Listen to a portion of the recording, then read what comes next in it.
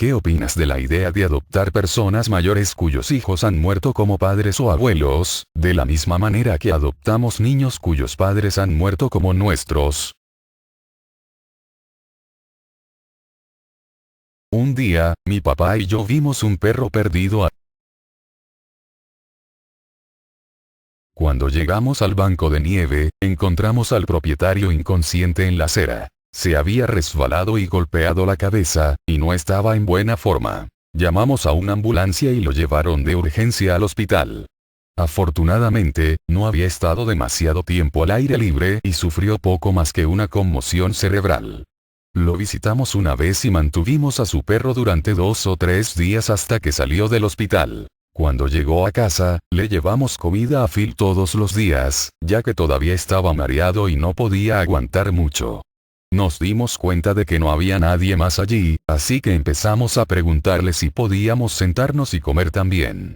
Se notaba que era el punto culminante de su día. Tenía una enorme sonrisa tonta en el rostro y compartía un sinfín de historias de años anteriores. Phil había llevado una vida fascinante, viajando a menudo. Sus historias me abrieron el cerebro a las posibilidades que había fuera de nuestra pequeña aldea. No podía creer lo mucho que había hecho y visto. Ninguno de mis abuelos reales estaba cerca y lúcido cuando yo era un niño, y no fue hasta mucho después que aprecié la marca que las historias y la amabilidad de Phil habían dejado en mí. El primer coche de mi hermana fue el legendario Philmobile, que le regaló cuando cumplió 16 años. Tenía un aspecto de pastor alemán. El pelo de perro volaba por las rejillas de ventilación cuando encendías el aire acondicionado.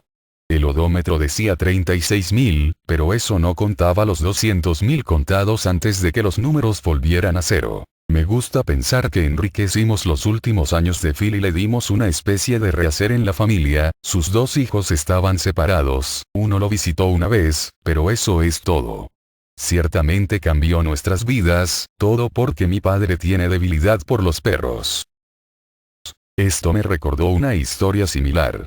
Al crecer, tuvimos una pareja de ancianos al otro lado de la calle a la que ayudaríamos de vez en cuando. Señor y señora. Mis hermanos mayores cortaban el césped por una moneda de 25 centavos y un caramelo duro, aunque esto era a finales de los 90, jaja, y los ayudaban con otros trabajos ocasionales. Les vendería mis huevos de gallina por $1 la docena y la señora M siempre me daría 10 centavos como propina. Todavía era muy joven cuando murió su marido. Un día tuvimos una buena cantidad de nieve inusualmente para nuestro cuello del bosque. Mi mamá vio a nuestro perro en el camino de entrada de los vecinos actuando raro. Ella siguió llamándolo y él no vendría.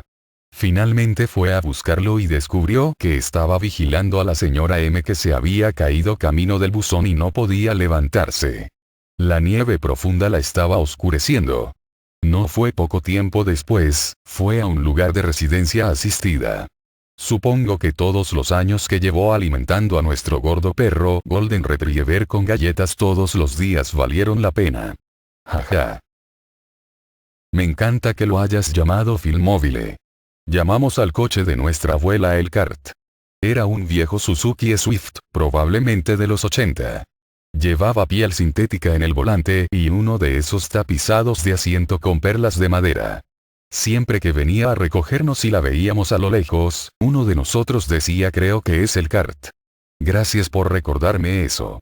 Mi abuela amaba tanto a los nietos que se convirtió en parte de un programa llamado Alquilar una abuela para niños, que necesitaban que una abuela los recogiera en la escuela, etc. Así que prácticamente tenía una segunda familia a nuestro lado, que la mantuvo ocupado. He hecho esto. Hay un programa para ello en mi ciudad. He llamado a mi señor todos los días durante casi 2 años. No se nos permite tener contacto en persona para proteger a los mayores, pero le he enviado cosas. Ha sido una gran experiencia. Si miras a tu alrededor, es posible que ya exista un programa en el lugar donde vives. Siempre escucho sobre personas mayores con niños separados y personas que los cuidan cuando sus hijos no lo hacen, y que eso es algo bueno, y una vergüenza implícita para sus hijos. Pero nunca he conocido a un adulto en mi vida que se niegue a hablar con sus padres sin una muy buena razón para ello. Me alegro de que tengas un gran modelo a seguir, y me alegro de que haya tenido compañía en sus últimos años independientemente, pero me pregunto qué hizo para que sus hijos no quisieran hablar con él. Editar. Para ser claros, no creo que realmente les estuvieras dando a entender a sus hijos una vergüenza, pero ese sentimiento es bastante común en historias como la tuya en mi experiencia.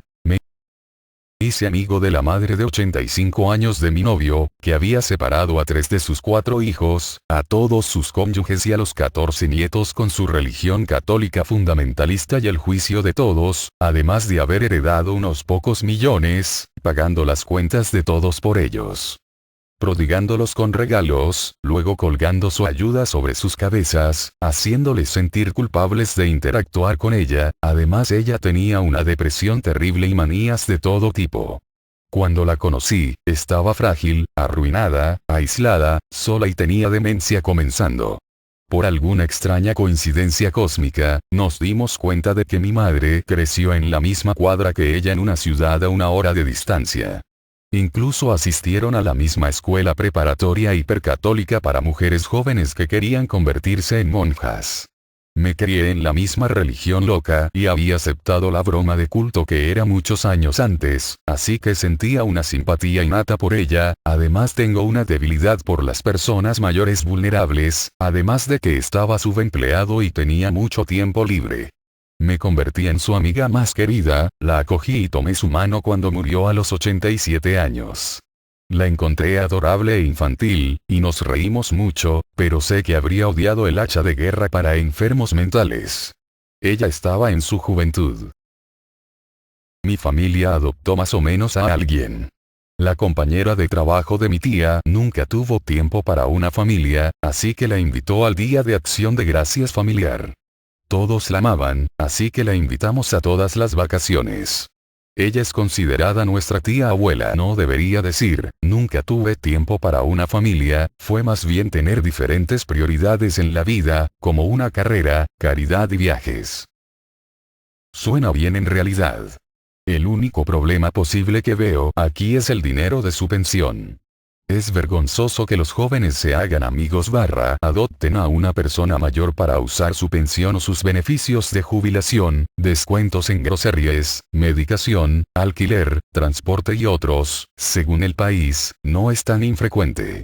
Si son seniles, sería aún más difícil para los servicios sociales saber si realmente están siendo abusados. Así que creo que es esencialmente algo bueno, pero necesitaría un seguimiento tan intensivo como cuando se trata de niños. Adopté a mi vecino. Ella es mi abuela falsa y yo soy su nieta falsa. Ella tiene 80 este año. Estoy en mis 30 y tantos. Su salud mental ha mejorado significativamente y también la mía. Recomiendo encarecidamente probar esto. Mi tío hizo esto a principios de la década de 2000. Creo que el acuerdo fue que él se haría cargo de la pareja de ancianos, tenían unos 90 años, hasta que fallecieran. Heredó su casa a cambio. Mi tío es un bombero y tenían un vínculo muy dulce. Recuerdo haber repasado a mis tíos y a la pareja de ancianos les encantaba vernos a mis primos y a mí cuando éramos muy pequeños. Creo que hay uno o más países europeos en los que esto es importante.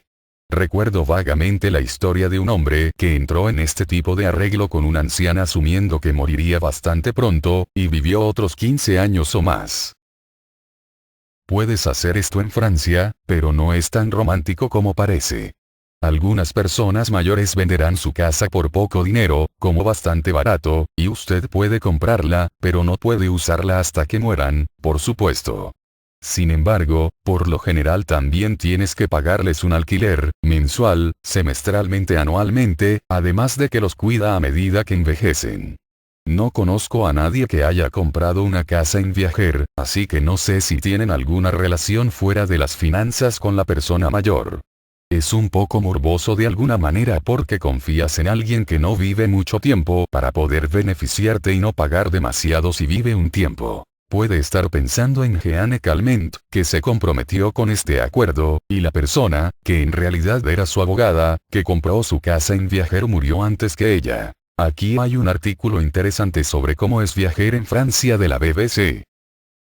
Como alguien con todos sus abuelos muertos, tengo un amigo no biológico que tiene como 78 años porque uno de mis padres trabaja en un hogar de ancianos. Esto sería genial.